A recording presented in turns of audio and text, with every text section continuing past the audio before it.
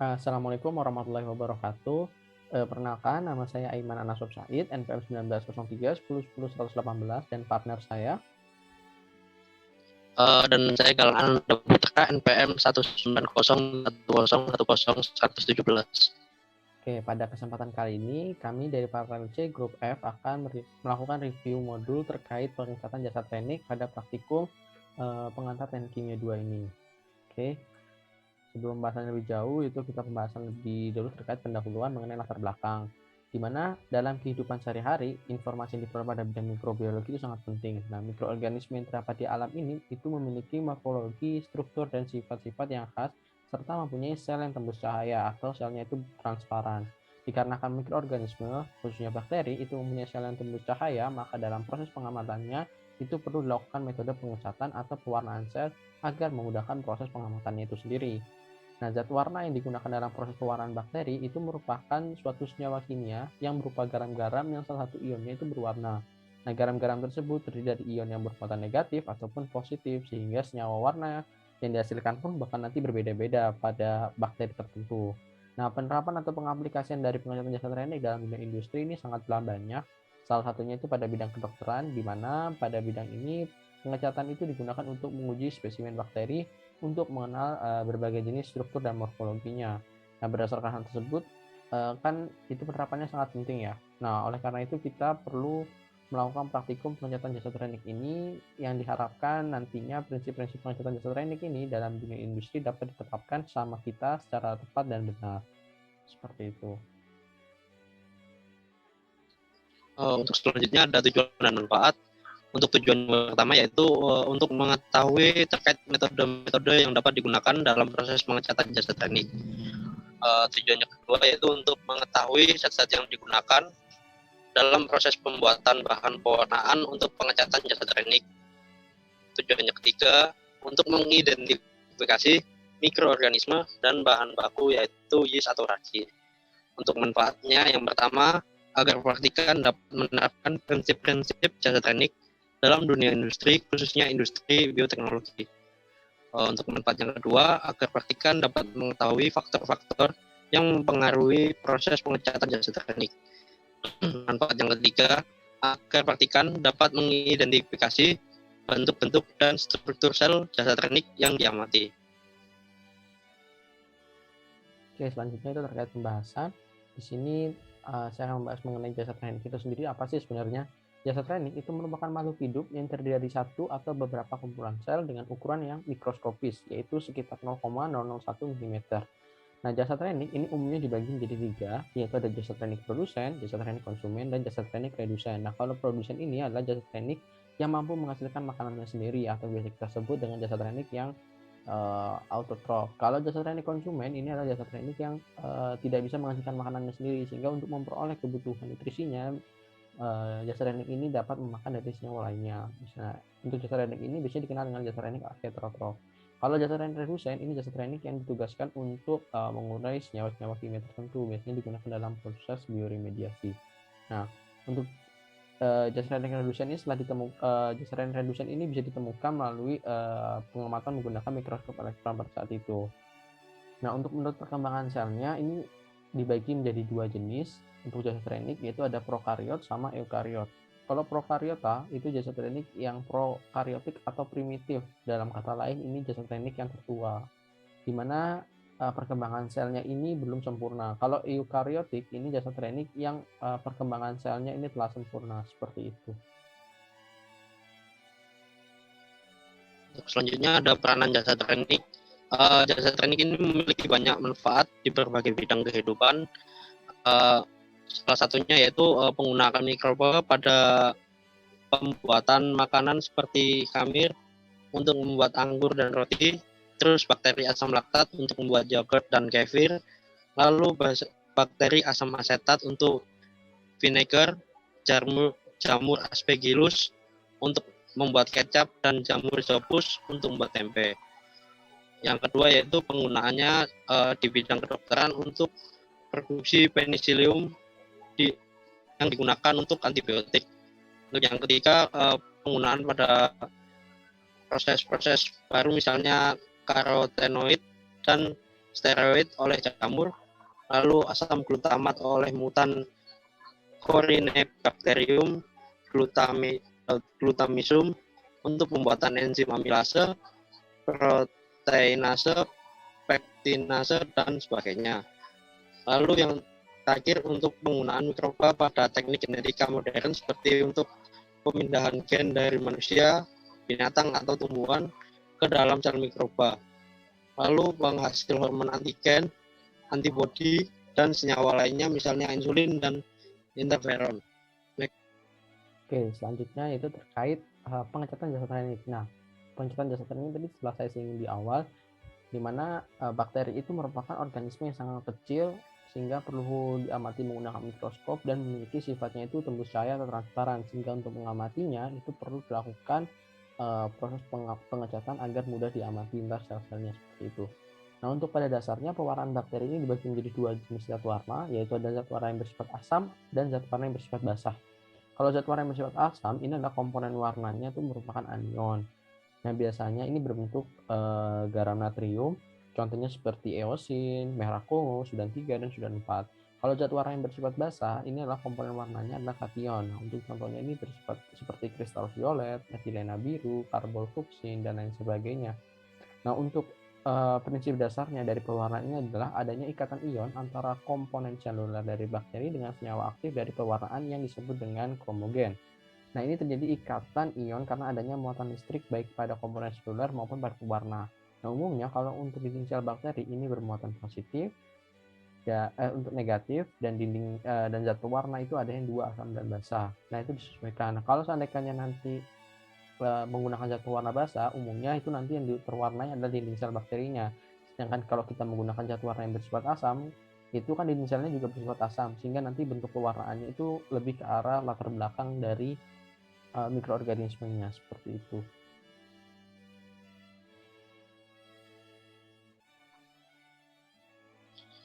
Untuk selanjutnya ada tujuan pengecatan pada jasa teknik. Tujuannya itu dilakukan pewarnaan bakteri, yaitu untuk memperjelas kontras antara sel dengan latar belakangnya, sehingga dapat mempertajam bentuk sel bakteri itu sendiri. Selain itu dapat beberapa tujuan lainnya seperti untuk memperjelas ukuran dan bentuk jasa teknik. Yang kedua, untuk melihat jasa teknik terhadap pewarnaan yang diberikan sehingga sifat-sifat fisik kimia yang dapat diketahui. Yang ketiga, untuk mempermudah proses observasi jasa teknik. Next.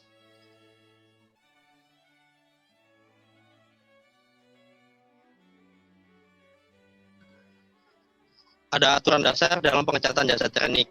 Yang pertama yaitu untuk mempersiapkan kaca objek. Yang kedua, biakan padat, yaitu seperti bakteri yang dikulturkan pada medium padat dan tidak dapat langsung dibuat apusan seperti dari biakan cair, tetapi harus diencerkan dahulu. Yang ketiga, proses fiksasi. Yang keempat, struktur di dalam sel bakteri pada tempat-tempat yang dibentuk oleh spesies ini seperti endospora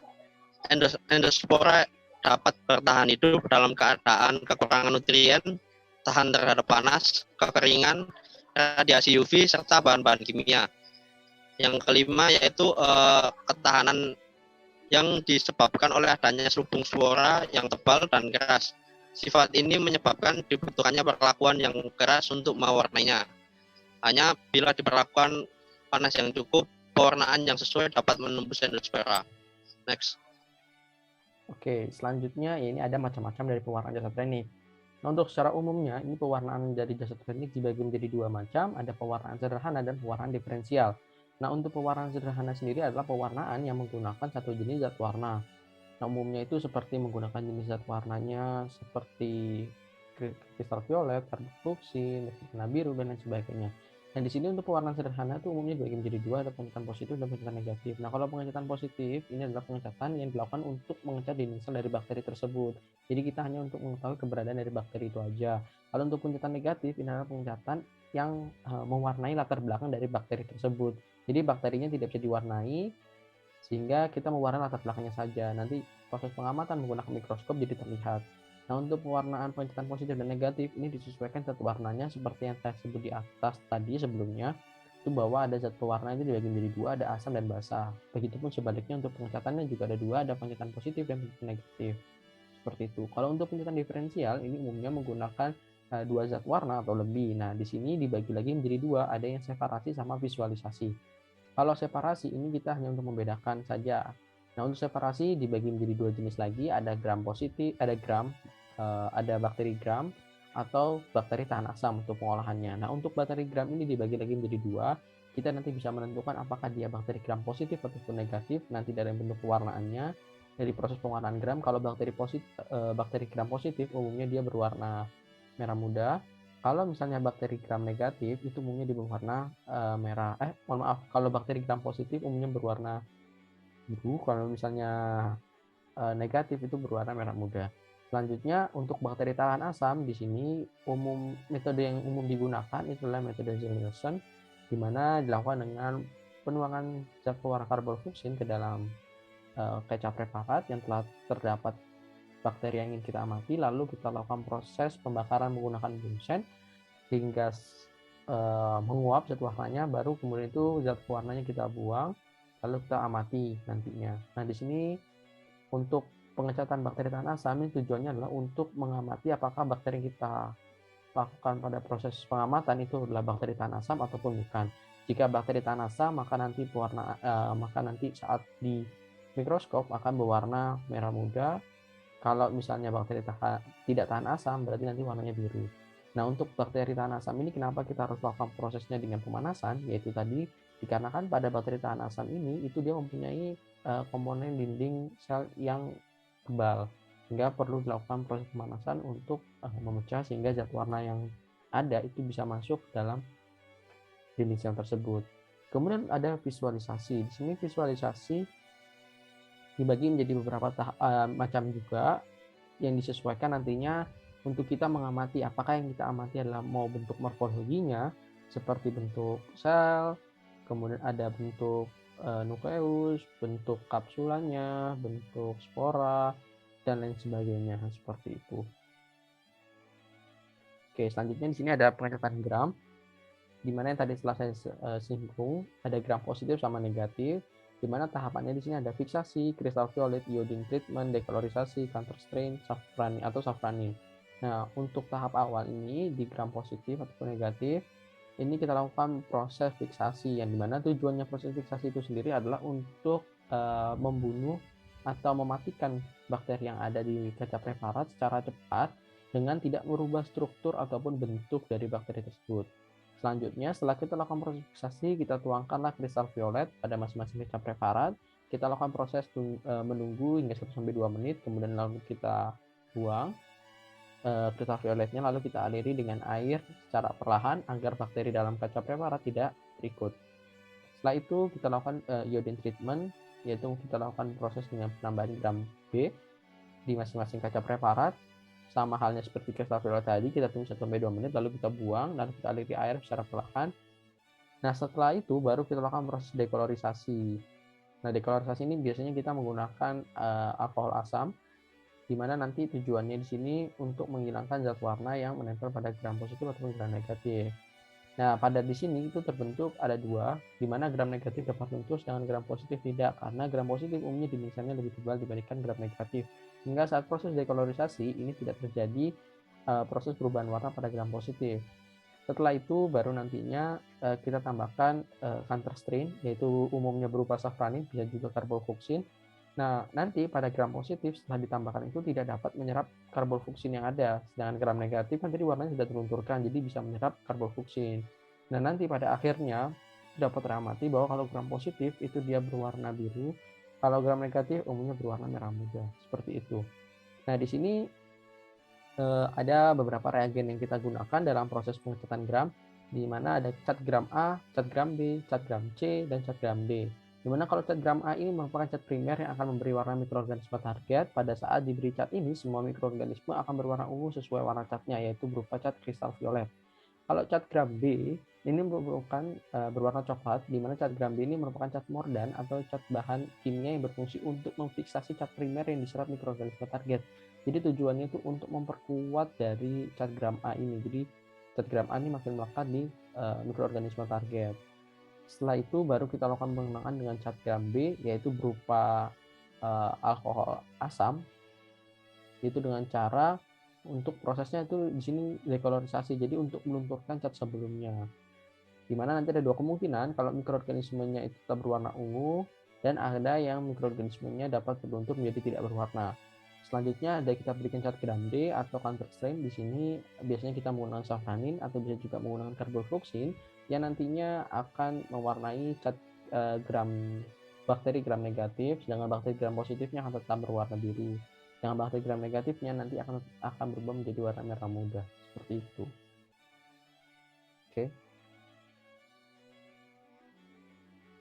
Lalu ada perbedaan gram positif dan negatif. Untuk bakteri gram positif itu terdapat 40 lapisan peptidoglikan atau disebut lapisan murein atau mukopeptida yang merupakan 50% dari bahan dinding sel. Untuk bakteri negatif hanya satu atau dua lapisan yang merupakan 5-10% dari bahan dinding sel. Untuk bakteri gram positif, dinding selnya itu terdapat asam teikoat dan teikurolnat.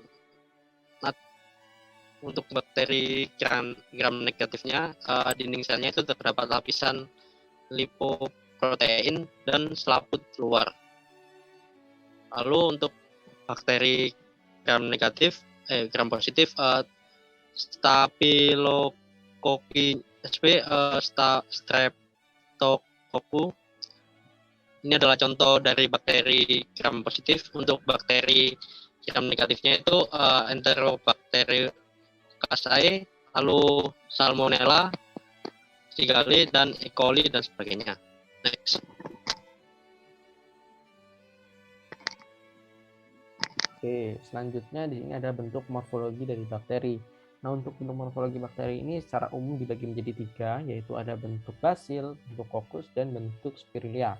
Nah, untuk bentuk basil ini adalah bentuk yang menyerupai seperti batang ataupun silinder, di mana di sini dibagi menjadi ada beberapa, ada monobasil, diplobasil, sama streptobasil. Kalau untuk monobasil ini dia hanya ada satu, kalau diplobasil di sini bergandeng dua, setelah itu ada streptobasil, di sini lalu bergandeng berbentuk seperti rantai. Nah, untuk contohnya sendiri itu adalah Bacillus species.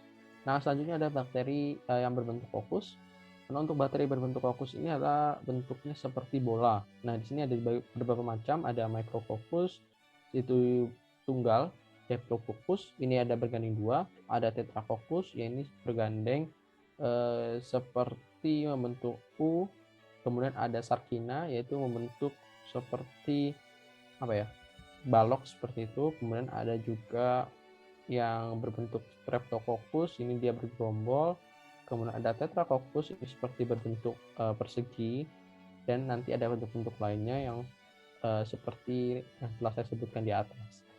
Nah, di sini untuk contoh bakterinya tuh ada bakteri Staphylococcus species. Selanjutnya juga ada bentuk spiral atau spirillea. Nah, ini bisa disebut dengan bentuk spirilium, di mana bakteri ini membentuk lengkungan dan nampak seperti bentuk spiral, seperti itu. Di sini ada beberapa juga jenisnya. Yang pertama ada spiral, itu sendiri seperti bentuk setengah lingkaran, seperti yang gambar di contoh. Kemudian ada bentuk vibrio, itu berbentuk seperti koma, tapi lengkungannya tidak penuh setengah lingkaran, jadi dia kurang dari setengah lingkaran. Seperti itu. So, ada spiroset atau Spirosetae. Nah, ini seperti yang ada di gambar, itu bentuknya ya itu seperti memanjang seperti itu, bentuknya tidak beraturan. Nah, untuk contohnya ini ada bakteri Troponema pallidum, seperti itu.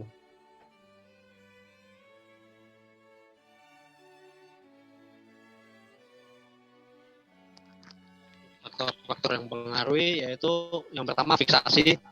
Fiksasi ini merupakan suatu proses untuk mematikan bakteri secara cepat tanpa mengubah strukturnya. Fiksasi ini dapat dilakukan dengan cara fisik seperti pemanasan atau dengan cara kimia seperti menggunakan agensia kimia.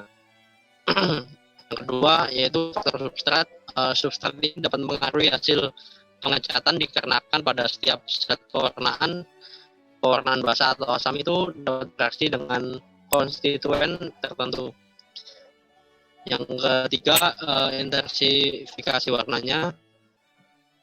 Diversifikasi warna ini dapat dilakukan dengan berbagai cara, salah satunya yaitu dengan mempertinggi kadar pewarnaan bakteri.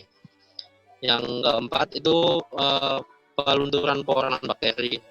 Untuk pelunturan pewarnaan bakteri ini digunakan untuk mendapatkan kontras yang baik pada bayangan mikroskop.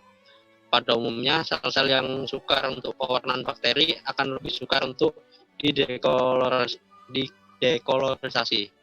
Next. Oke, selanjutnya ini ada proses pengamatan yang kita dapatkan melalui praktikum dari mikrobiologi industri ini. Di mana di sini ada media yang kita gunakan yaitu sama, yaitu berupa agar dengan dasar tekniknya juga sama, yaitu yeast. Di sini kita menggunakan 3 macam metode pengamatan pengecatannya, dari sederhana, gram, dan Nielsen.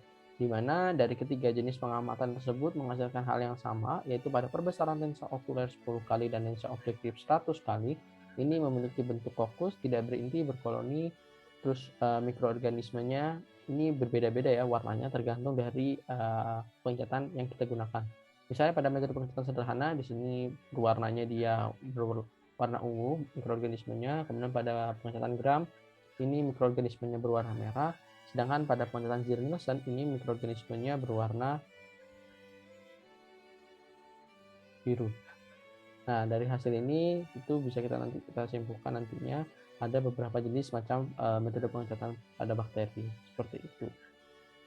Oh ya, sebelumnya ini kan tadi sudah didapatkan hasil-hasil ya. Ini terus kita cari juga dari literatur pembanding, di mana pada literatur pembanding itu hasilnya sudah menentukan sesuai, dan pada literatur pembanding tersebut dinyatakan bahwa berdasarkan hasil pengamatan dan literatur itu memiliki hasil kecocokan, yaitu mikroorganismenya berbentuk fokus, tidak berinti serta berkoloni, dan memiliki macam-macam hasil pewarnaan yang sama pada setiap metode pengecatan. Dan pada literatur pembanding itu dinyatakan bahwa bakteri tersebut atau mikroorganisme tersebut itu merupakan ada Saccharomyces cerevisiae. Hal ini juga sesuai dikarenakan kenapa? Karena kita tahu di mana yeast atau ragi itu merupakan kumpulan dari mikroorganisme murni dari Saccharomyces cerevisiae, sehingga dari pernyataan tersebut telah mengalami kesesuaian dari proses percobaan praktikum ini, seperti itu.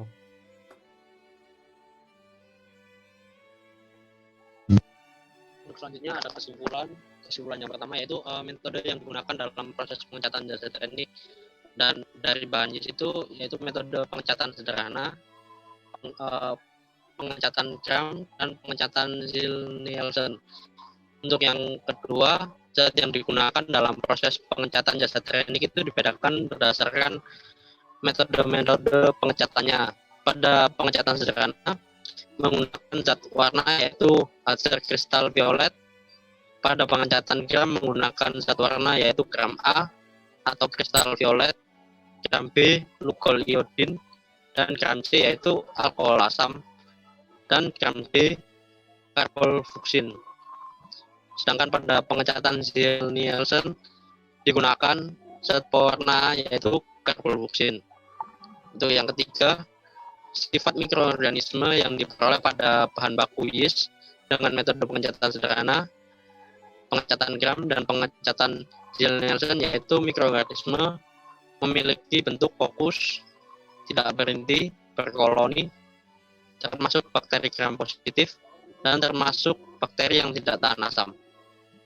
Next. Oke, sekian presentasi dari kelompok kami. Apabila ada kata kurang berkenan dimohon maafkan. Sebelumnya kami ucapkan terima kasih kepada Ibu Insinyur Suprihatin STMT selaku dosen pembimbing kami dalam praktikum mikrobiologi industri ini. Kemudian tak lupa juga kita ucapkan terima kasih kepada Ibu AR Yervia Sunarti STMT selaku dosen penilaian dalam praktikum mikrobiologi industri modul pengecatan jasa teknik ini. Dan tak lupa juga kita ucapkan terima kasih kepada Mas Firdan Adam selaku asisten laboratorium pengantar teknik kimia 2 yang telah membantu kami dalam proses penyusunan laporan resmi di modul pengecatan jasa teknik ini. Sekian presentasi dari kelompok kami. Apabila ada kata-kata yang kurang berkenan mohon maaf. Billahi taufiq wal hidayah. Wassalamualaikum warahmatullahi wabarakatuh.